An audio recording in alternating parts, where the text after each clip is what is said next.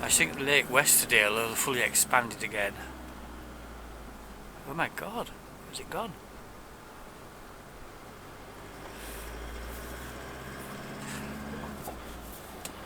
Looks like they've actually fixed it, I can hardly believe it.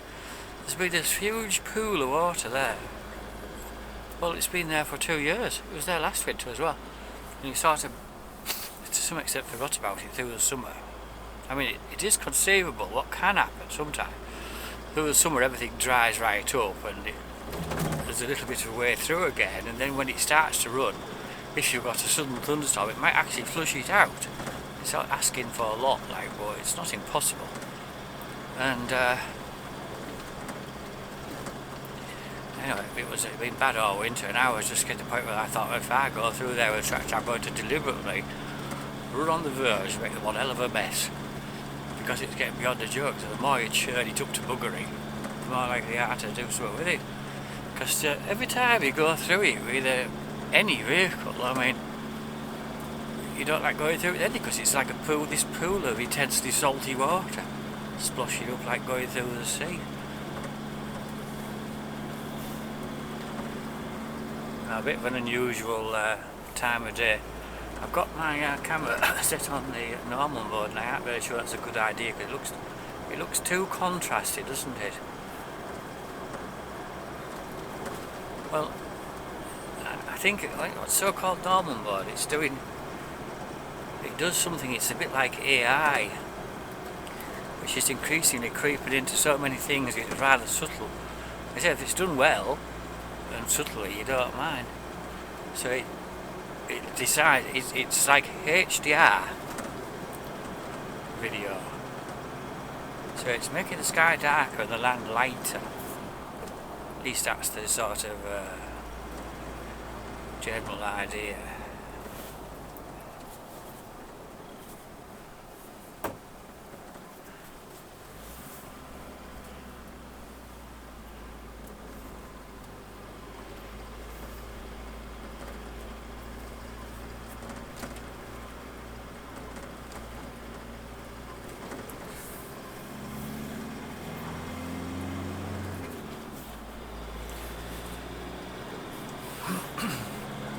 But I'm not sure it's a good one to use when the conditions are like this, because it is very contrasty already. So I don't know. I'm going to just leave it on it, I think. So because it's still 10-bit video, so you can still pull things around a bit and push and pull it somewhat. So unusually we're off to Kirby Moorside rather late in the day. It's just after 4:10 roughly now. It's not an emergency, but I have an oil pipe has started to piddle out. It's not even a particularly mission critical oil pipe, it's for hydraulic top link.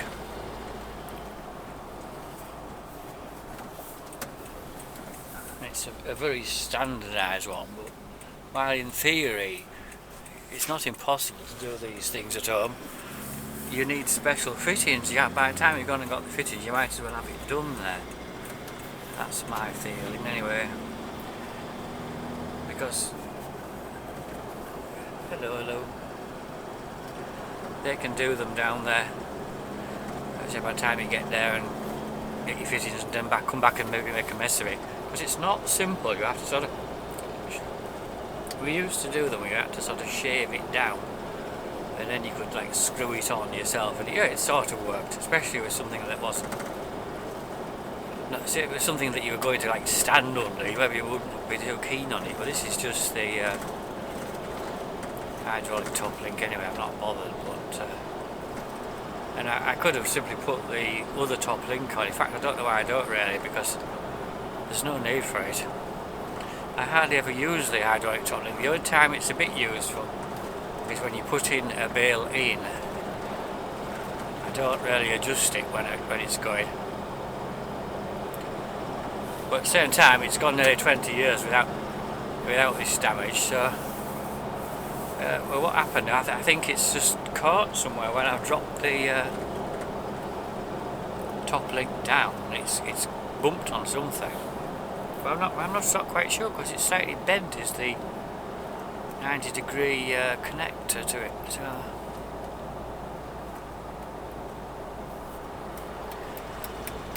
we shall see. But anyway, it's the 30th of January. It's not quite the last day, but as you can see, we've got wonderful low sunlight still until, oh, I don't know what it is. Is it about 4:40 or something? It's another half hour yet up here anyway of light, because we're actually heading on now for the fastest change period, which is obviously mid-March, but when you get into February it's just romping away. But in fact the largest, it's a rather bizarre concept, but the rate of change, the change in the rate of change, right, is greatest in January, early January, rather than March, because in early January, say, it eventually gets to 2 minutes extra per day. Then you're getting an extra 7 seconds each day, so the rate of change is 7 seconds, if you take them out. Whereas now, in early February, it's only 3 or 4 seconds.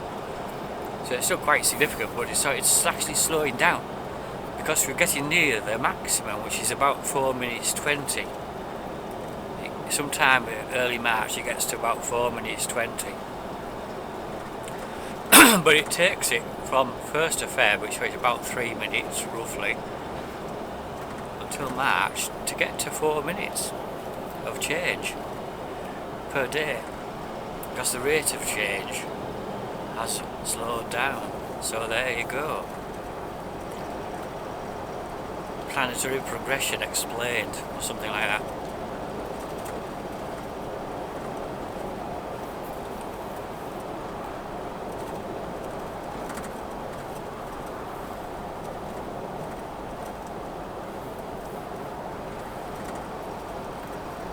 Just about what my sunglasses are. It's just sort of catching me at the side.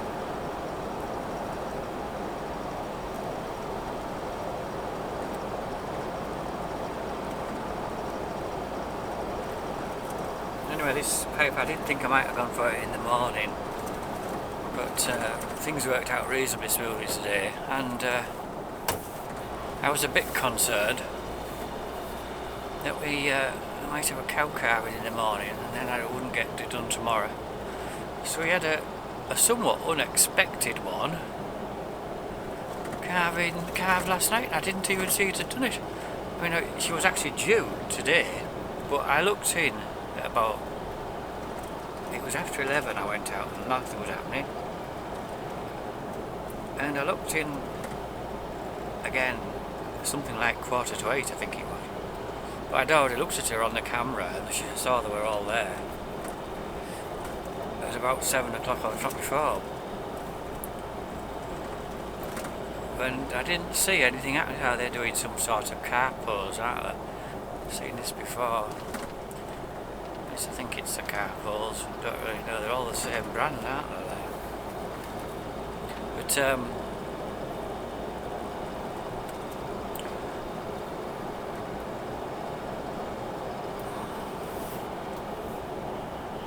anyway, we went back out about, well actually it wasn't far, 11 o'clock. And oh, there's a calf there. It had been born ages because it was dry. In fact, it was having a little prance down, so she was fine. And so there's just one more. And then we're about through them. The stupid person, a white man, he followed me so close behind. But there's just the one more who's also due the 30th. But then we have no more for months, not till about July or something. Which is, well, it's nice in a way, because honestly, you hardly feel you have a minute to yourself. I know it's ridiculous really, because I haven't got that many carving, but there has been quite a lot of carving since, well, November really. But I think we had 13 till January if this one gets carved. So, you know, it's 2 or 3 a week, and it really gets to you, because there is quite a bit of stress to us. I had one with its pushed a calf bed out. That was the last one that calved, actually. No, it wasn't. Yeah, nearly. Last but one, something like that. And all's well there, but that could have been a disaster. I was all ready for possibly having that calf as a adopted one, as I wanted it, but I thought, can I do that? I've got some colostrum, I've got to go and get some milk, because I thought she might not make it through the night. Which is fine, she's out with the others in the carving shed again now. A bit smelly around her rear end still. And then before that there was one of the more aggressive and unmanageable cows we have. Was started to have her calf backwards. I thought something was up, because it was taking her absolutely ages fanning about. I mean, they do sometimes. I started to think this calf must be backwards, or even bum first, and then eventually she had a single back leg, but in fact both back legs were there, just inside. Once I got her in the pen and got her trapped, and to be fair, doing that was not that difficult, because having a decent handling system for doing it, where you can be more or less safe. Obviously things can go horribly wrong, but once you get them in that little pen, you can get them one way or another if you're careful.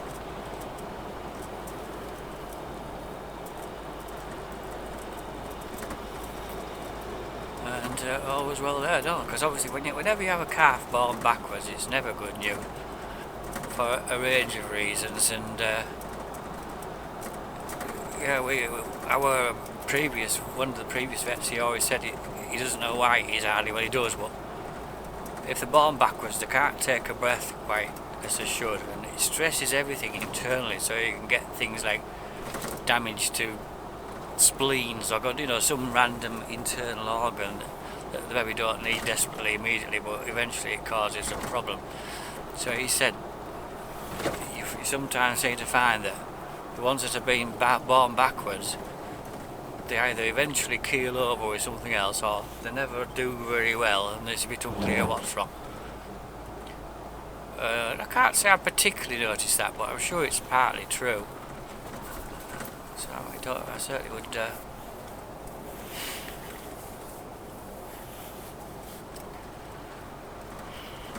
go along with it.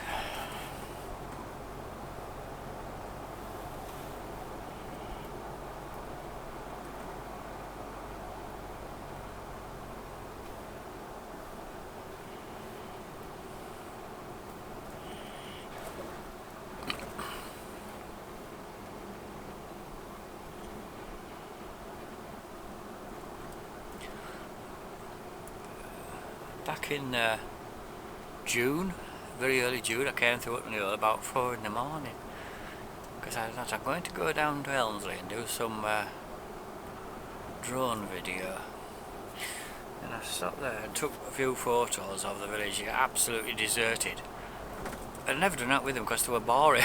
I think it's more interesting when there's things happening. That's what I'm saying, I suppose. It's more interesting if somebody's walking about. See how it's dried up today though. This road's dry.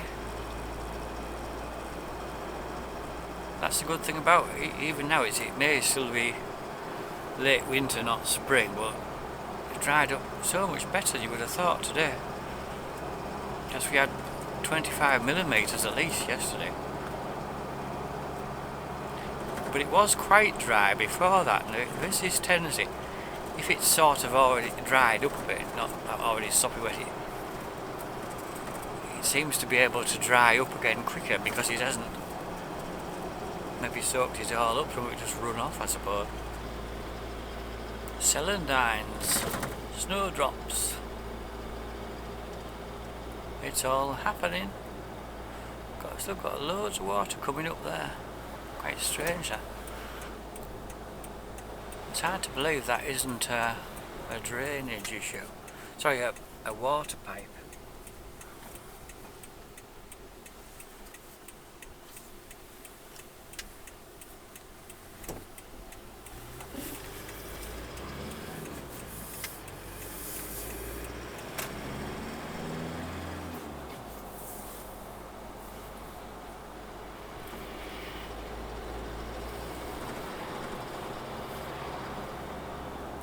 Well, we've got loads of time. If they don't shut till maybe even shut at 5. Oh, probably nearly 6.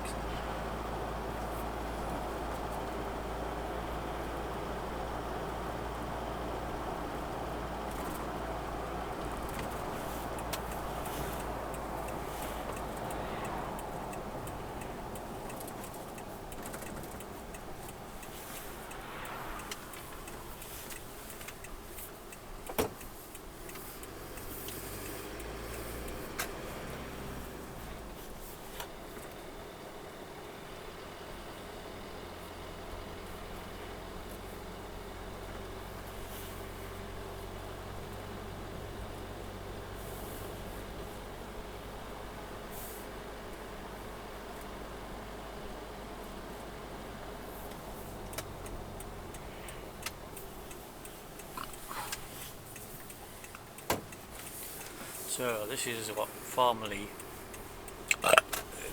the mechanic shop, formerly known as Woods.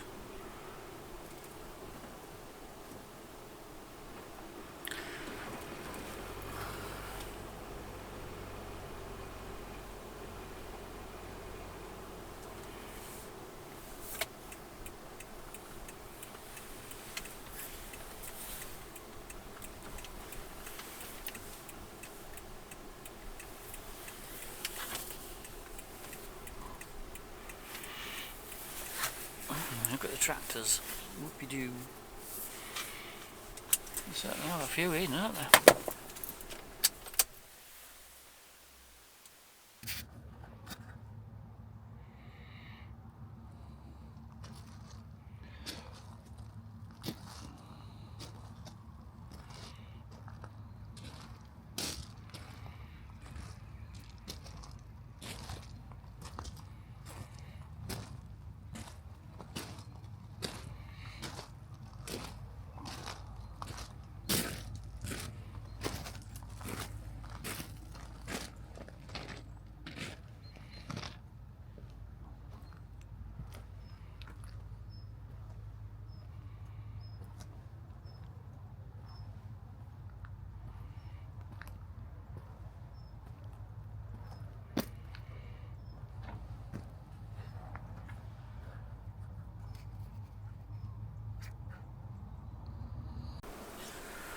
So we're still on the normal mode. Now, I must admit I've never really used it in like low light, let alone night. It seems to be making where my headlights are look a lot brighter.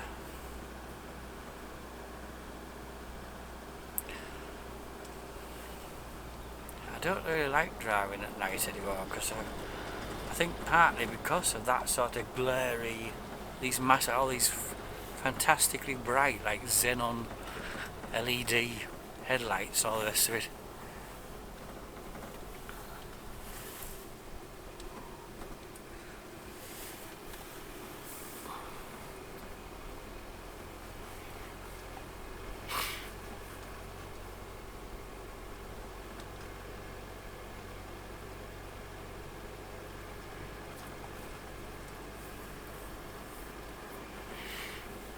I'm just wondering if this pub was at all attractive with its lights on.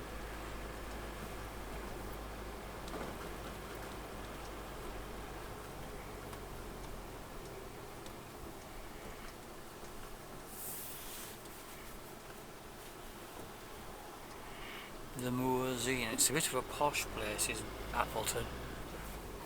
The opposite the Moors Inn, which is there, there's this house on the right, which is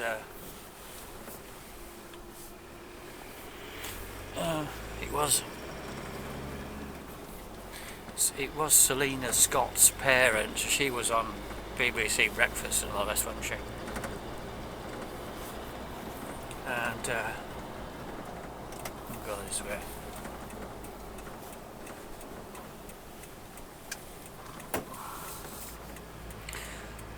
But anyway, there was a bit of a set to between them because they put these new like floodlights on the front, and they said they were disturbing them. They must have to be able to afford any curtains. But I can actually see where they were coming from, because it's something new and glary, and is there really a need for it? I don't know. But I think that their appeal or whatever it was quashed, so they didn't get to make them take them down.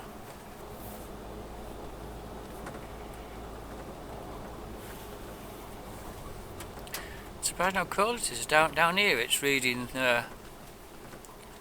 3 degrees, and since I've only just arrived it's probably lower than that really.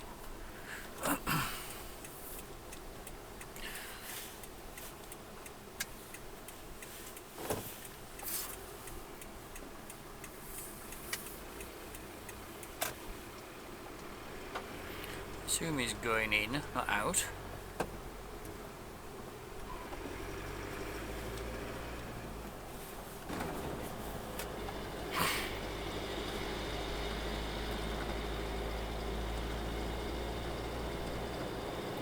Like along here, these trees, they all look rather special, don't they, in this light?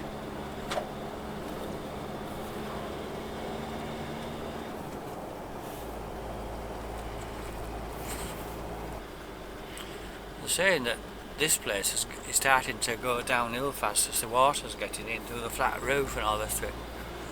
Someone said they'd been in to look at something. They are sort of doing an element of maintenance. If they can't keep the roof more or less okay, it's going to go downhill fast, isn't it?